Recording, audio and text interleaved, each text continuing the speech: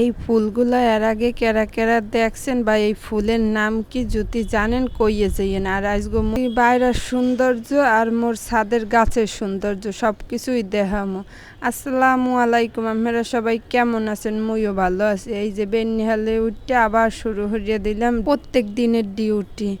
এই ১.৫ মাস প্রায় ঘরে বওয়াই আসলাম, মানে সকালবেলা এমন হইতে এই ভোরবেলা উঠতে আবার ডেলি যাওয়া লাগবে পোলালে লইয়া স্কুলে। আর দেখছেন কি পরিমাণে রোদ, এখন কিন্তু বেশি বাজে না, সকাল সকালই এর মধ্যে এত পরিমাণ রোদ। হ্যাঁ কি কম, স্কুলটা বন্ধ আসলে ভালোই আসলে, স্কুল খুললে দিয়ে এখন আর একটা বিপদের মধ্যে পড়ছি। হ্যাপারও যেহেতু স্কুল খুললে দিয়েছি, মনে না চাইলেও কিন্তু যাওয়া লাগবে স্কুলে, তো অবশ্যই পড়াশুনো হয়, হের লগে হইলেও যাইতে হইবে। আর রাস্তাঘাটে কি পরিমাণ যে রোদ, হ্যাঁ কি কম, রাস্তাঘাটের দিকে তাকানিছে না, রোদের দিকে সামনে তাকাইলে বোঝা যায় রোদ সব চোখের মধ্যে পড়ে, এমন অবস্থা। আর রাস্তাঘাটে তো মানুষ অনেক কষ্ট করিয়া বাইরে মানুষ ঠেয়াসারা এই রোদে বাইরেতেই আছেন। আর প্রায় ১.৫ মাস পর যেহেতু স্কুলে আইতে আসলাম, স্কুলের এই যে মাঠটারে অনেক মিস করতে আসলাম, এই পরের সকল মাঠটা, কারণ এই জায়গায় প্রত্যেক দিন আইয়া আড্ডা দিই, গল্প টল্প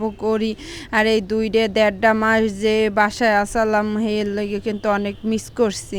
যাই হোক, পোলা অনেক বেশি মানে খুশি, প্রথম দিন স্কুলে যাইয়া হ্যার তো অনেক বেশি আনন্দ হইতে আছে, কারণ এত দিন ঘরে বওয়া আসলে এই প্রথম এই ১.৫ মাস পর স্কুলে যাইতে আছে, আনন্দটাই তো অন্যরকমের। এইবার ক্লাসের মধ্যে কিন্তু ঢুকে গেছে, ওরে ক্লাসে বয় দিয়ে এই যে মাঠে আইয়ে একটু বইলাম যে এখানে গাছপালা আছে, একটু হাওয়া বাতাস আইবে, হ্যানে এইবার আবার গাছের নিচে একটু ছাওয়া আছে, এর লগে একটু আইয়ে বইলাম যে একটু শান্তিতে একটু বই। কারণ কি ওইদিকে যেখানে যাইয়ে বম গার্ডিয়ান রুমে হেয়ানে আরো গরম বেশি, হ্যার থেকে মনে হরি যে এইখানে গাছের নিচে বইলে অনেক বেশি ভালো লাগবে। এই যে বইয়ে বইয়ে রইছি, কি আর হরমু, রৌদের মধ্যে কোনো কিছুই ভালো লাগতে আছে না, সব কিছুই গরম গরম লাগতে আছে।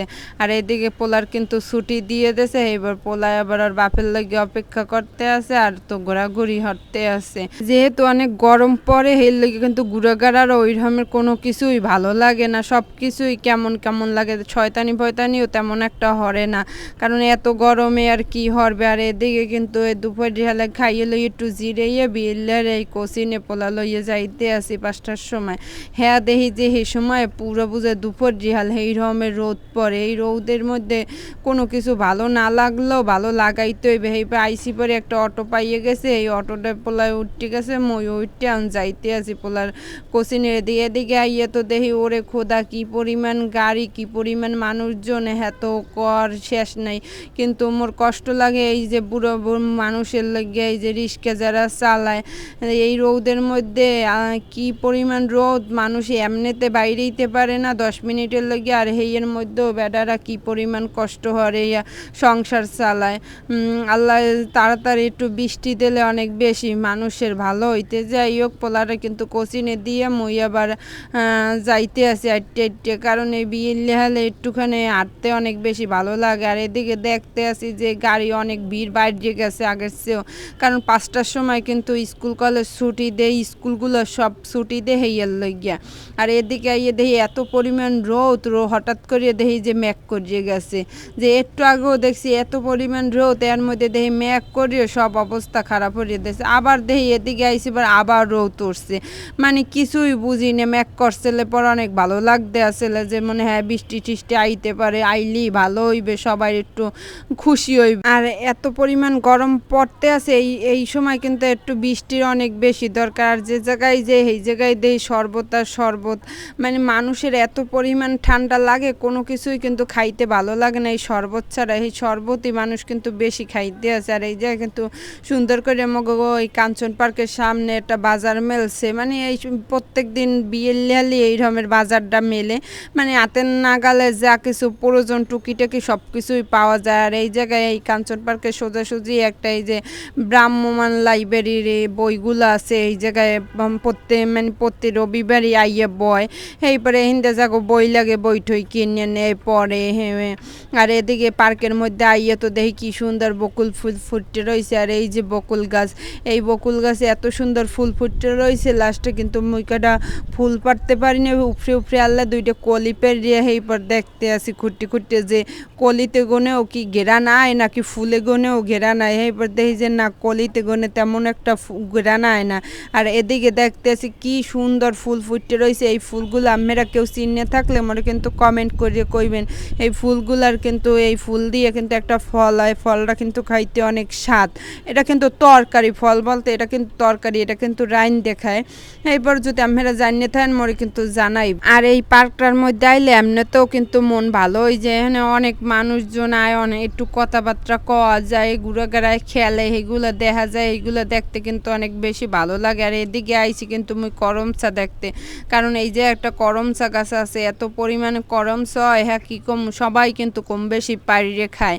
আর এটা যেহেতু পার্কের কাছে কিন্তু কেদের কইয়ে খাওয়া লাগে না, এমনি পাড়িয়ে খাইলেই হয়। এখানে যারা আটতে উঠতে হেরাও কিন্তু খায়। আর এই করমচা ফলটা কিন্তু একটু টক টক, একটু মানে ভালো লাগে। মাইয়াগো অনেক পছন্দ, খাবে মাইয়ারা অনেক পছন্দ করে, যে কোনো টক ফলে কিন্তু পছন্দ করে। এইপরে একটা পোক্ত তা পুরো পোক্ত হয় না, একটা পাইছি যে এইটা একটু খাইয়ে লই। এবার খাইতে আসলাম, দেখতে আসি যে না মোটামুটি টক হয়েছে, একটু লবণ মরিচ হইলে বেশ ভালোই লাগবে। মুই তো আর ওই এই উপলক্ষে আইনে আইয়ে দেখি যে অনেকগুলো পাইকে গেছে, এইবার আবার পারতে আসলাম, হে দুই একটা খাইতেও আসলাম। এখন পরে যাইয়ে দেখি যে কয়েকটা পাকছেও, সেগুলো খাইতে কিন্তু আর একটু বেশি সাথে। এই দেখছেন এই কয়েকটা পাকছে, সেগুলো পারতে আসি। আর অনেকগুলো উপরেও পাকছে, হ্যাঁ কিন্তু পারতে পারিনি। এই গাছগুলো কিন্তু অনেক পরিমাণ কাটা, হের লগে সব কিন্তু পারতে পারিনি। আর দেখছেন কি সুন্দর এই ফলগুলা, দেখতেও যেমন সুন্দর, পাকলে কিন্তু এই ফলগুলো দেখতে আরও বেশি সুন্দর। এইবার কিন্তু একটা আমি এই খাইতে আসি পাহাতা দেখে, মানে এত পরিমাণ মজা লাগবে,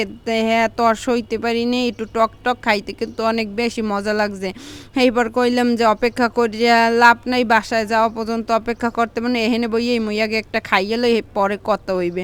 আর এদিকে দেখতে আসে অনেক ঘুরাঘুরায় খেলতে আসে, ও কিন্তু গরম লাগে না, গরম লাগে ঘরে গেলে। এখানে বইয়ে যে কি পরিমাণে লাফালাফি করতে আসে একমাত্র আল্লাহ মাবুদ জানে। অগো খেলা দেখে মোর লাগে আরো বেশি গরম। এই পার্কের মধ্যে অনেক গাছ থাকার কারণে কিন্তু একটু ঠান্ডা ঠান্ডা বাতাস লাগে, অনেক ভালো লাগে। অন্য কোনো ওখানে বাতাস না থাকলেও এই পার্কটার মধ্যে মানে একটু বাতাস থাকে, কারণ প্রচুর পরিমাণে গাছ। এইপরে হিন্দা আইয়া এইবার মোর ছাদে উঠতে গেছি, যে ছাদে যে পরিমাণ রোদ, একটু পানি দেওয়া লাগবে। অনেকদিন হয়েছে আমি গো ছাদের ভিডিও দেখাই না। এই গাছটা যে কবে এই লিলি ফুল ফুটবে এর অপেক্ষায় আছি, যে অনেক দিন হয়েছে গাছটা লাগাইছি, এখনও ফুটতে আছে না, আশায় আছি।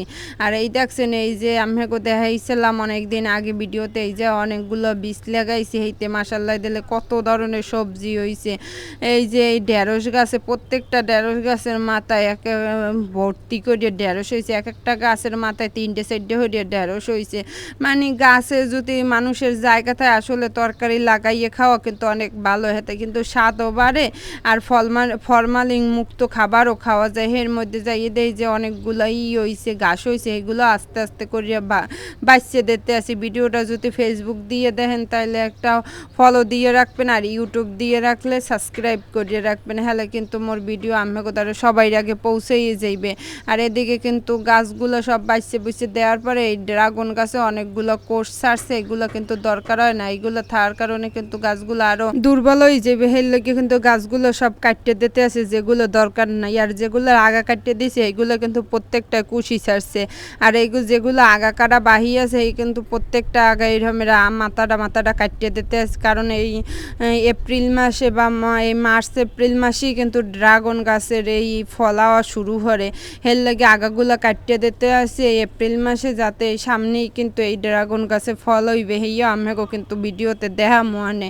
আর এইগুলো যেগুলো মাথা আছে সব মাথাগুলো আগাগুলো কাটতে দিতে আছে, যদি আমাকে ড্রাগন গাছ থায় হলে এই কাজটা করিয়ে দিয়েন। আর এই দেখছেন এখানে কিন্তু বড় একটা কুশি ছাড়ছে, এগুলো এইটাও দরকার নেই। আর ড্রাগন গাছ কিন্তু মায়া করিয়া কাটা যাইবে না, যতটুকু আমি হালানের দরকার ঠিক অতটুকুই হালাই দিতে হইবে। আর এই গাছগুলো কিন্তু দরকার হয় না, সেগুলো কিন্তু আমি আস্তে আস্তে করে কাটতে হালাই দিতে আসছি। এবার মাইয়াটারও লইয়েছি এই ছাদের মধ্যে, যাতে একটু খুশি হয়, একটু বাতাস টাতাস লাগলে ভালো লাগবে। কিন্তু আর এই জায়গায় দেখি একটা আজ্জা ফুল গাছ হয়ে রয়েছে, মানে লতা পাতা গাছ, হ্যাঁ যে এই বাতাসের লাগ কি সুন্দর দোলতে আছে, দেখিয়া ভাবলাম একটু ভিডিও করিয়ে রাখি, আমেগো দেখাই ভালো লাগবে। আর দেখছেন আকাশটা কত সুন্দর, আসলে রোদ থাকার পরেও কিন্তু আকাশটা একেবারে খোলামেলা আল্লাহ আসলে খুবই ভালো লাগে। আর একটু গরমটা কম পড়লেই মোটামুটি সব কিছু লইয়া ভালো লাগবে। সবাই বেশি বেশি দোয়া করবেন আল্লাহর দ্বারে যাতে তাড়াতাড়ি একটু বৃষ্টি নামে, সবাই একটু মানে ঠান্ডা বাতাস পাই, সবার মনটা একটু জুড়েই যাক এই ঠান্ডা বাতাসে।